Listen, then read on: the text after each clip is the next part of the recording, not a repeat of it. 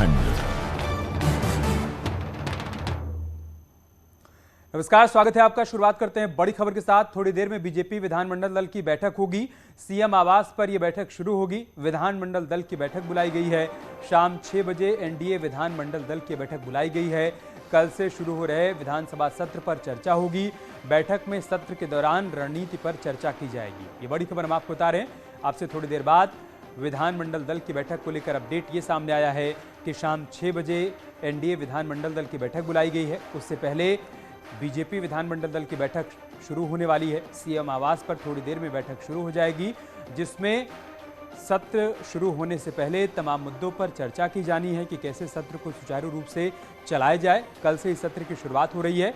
ऐसे में विधानमंडल दल की बैठक में चर्चा इस बात पर की जाएगी कि सत्र के दौरान क्या रणनीति होनी चाहिए। और लखनऊ से हमारे सहयोगी ऋषभ मणि त्रिपाठी इस वक्त हमारे साथ जुड़ चुके हैं। ऋषभ, क्या जानकारी, क्या अपडेट है आपके पास इस बैठक से संबंधित? देखिए, मुख्यमंत्री अपने सरकारी आवास 5KD में मौजूद है, ये बताया जा रहा है। और धीरे धीरे जो विधानमंडल दल के नेता हैं, तमाम मंत्री हैं, वो भी एक एक करके अंदर जाते हुए दिख रहे हैं। और काफ़ी अहम होने वाला है, काफ़ी हंगामेदार होने वाला है विधानसभा का ये मानसून सत्र। समाजवादी पार्टी की ओर से पहले ही घोषणा कर दी गई है कि कल वो समाजवादी पार्टी के दफ्तर से विधानसभा तक एक मार्च निकालेंगे और सरकार को तमाम मुद्दों पर घेरेंगे, जिसमें कानून व्यवस्था का मामला है, बेरोजगारी का मामला है, महंगाई का मामला है। तो समाजवादी पार्टी की तैयारी हो चुकी है और अब देखना यही है कि भारतीय जनता पार्टी कैसे उनको जवाब देगी। जाहिर सी बात है, कहा जरूर जाता है कि सुचारू रूप से सत्र चलाया जाएगा, लेकिन कहीं ना कहीं चाहे वो सत्ताधारी दल हो, वो भी पूरी कोशिश यही करते हैं कि अगर विपक्ष वहां पर हंगामा करता है तो उनके हंगामे का जवाब कैसे देना है। तमाम आंकड़े जुटाए जाते हैं। जैसे ही विधानसभा सत्र शुरू होता है, मुख्यमंत्री का भी अभिभाषण होता है, वो उसमें बताते हैं अपनी सरकार की उपलब्धियों के बारे में, कानून व्यवस्था में उन्होंने क्या किया है, कितने एनकाउंटर्स हुए हैं, कितने अपराधियों को जेल भेजा गया है, कितनों की संपत्तियां कुर्क की गई हैं। वो बताएंगे कि कानून व्यवस्था में बेहतरी के लिए उन्होंने क्या किया है। और विपक्ष है वो पूरी कोशिश करेगा कि कैसे हम लूप होल्स गिनाएं कि कहां कहां बड़ी घटनाएं हुई हैं क्राइम की, चाहे वो लखीमपुर का जिक्र होगा, बदायूं का जिक्र होगा, तमाम और जो बड़ी घटनाएं उनका जिक्र होगा, महंगाई की बात होगी, बेरोजगारी की बात होगी।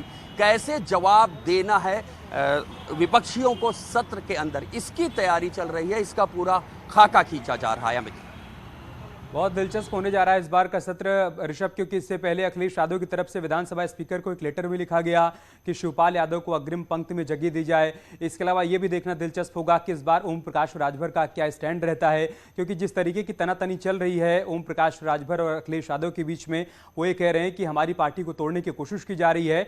तो और इसके अलावा कौन कौन से मुद्दे हो सकते हैं जो कि मानसून सत्र के दौरान छाए रह सकते हैं?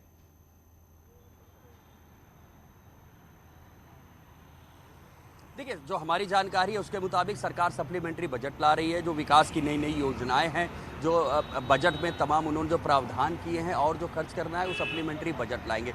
अब विपक्ष की पूरी कोशिश यही रहेगी कि इसी मुद्दे पे सरकार को घेरा जाए। सप्लीमेंट्री बजट ला रहे हैं, उसके ऊपर चर्चा हो, सरकार कौन कौन से काम अधूरे छोड़ रही है, कौन से पूरे नहीं हो पाए हैं, उनको लेकर चर्चा हो सकती है। और इसी के साथ, जैसा आपने अभी खुद कहा कि जो पॉलिटिक्स विद इन पॉलिटिक्स की बात है, जो कि ठीक है, वो विपक्ष जरूर है जो सुभाषपा पार्टी है, लेकिन सुभाषपा सपा साथ में चुनाव लड़े, लेकिन विधानसभा के अंदर का क्या सीन होगा, क्या वाकई दोनों साथ में बैठेंगे, क्या शिवपाल यादव भी कंधे से कंधा मिलाकर चलेंगे जब चुनाव लड़ा था, तो वो देखना भी और दिलचस्प होगा। भाई जाहिर सी बात है, जो सत्ताधारी दल है वो पूरी कोशिश करेगा कि भाई विपक्ष में फूट डाली जाए, कुछ लोगों को तोड़ा जाए।